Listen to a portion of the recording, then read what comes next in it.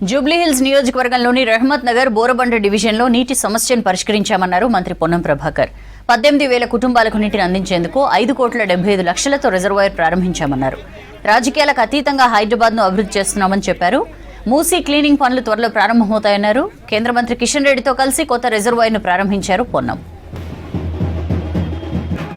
బంజారాహిల్స్ నియోజకవర్గంలో ఉన్నటువంటి బోరబండ, రహమత్ నగర్ అర్ధరాత్రి 3 రోజులకు ఒక్కసారి వచ్చేటువంటి నీటి నుండి డే బై డే కూడా నిర్మించడానికి ఈరోజే 5,70,00,000 రూపాయలతోటి మరి గౌరవ కేంద్ర మంత్రి కిషన్ రెడ్డి గారి చేతుల మీదుగా, మేయర్ గారి చేతుల మీదుగా ఈ యొక్క నీటి సరఫరా ప్రారంభోత్సవం చేసుకున్నాం.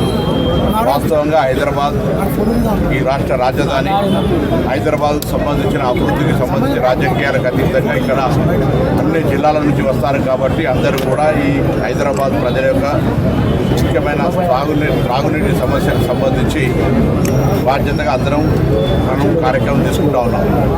అయితే గతంలో 8 లక్షల కనెక్షన్లు ఉంటే ఇప్పుడు ఈ 10 సంవత్సరాలు 11 సంవత్సరాల్లో 13,80,000 కనెక్షన్లు పెరిగినాయి. కానీ నీటికి సంబంధించిన వినియోగానికి సంబంధించి గతంలో కృష్ణా, గోదావరి నుంచి వచ్చేటువంటి నీళ్లు తప్ప ఒక్క MLD వాటర్ కూడా మనం ఇక్కడికి సరఫరా చేసుకునేటువంటి ఇన్ఫ్రాస్ట్రక్చర్ క్రియేట్ చేసుకునే ఇప్పుడు మళ్ళొక్కసారి దాదాపు 7,000 కోట్లతోటి 20 TMCని తీసుకొచ్చే ప్రణాళిక టెండర్ల ప్రక్రియలో ఉంది.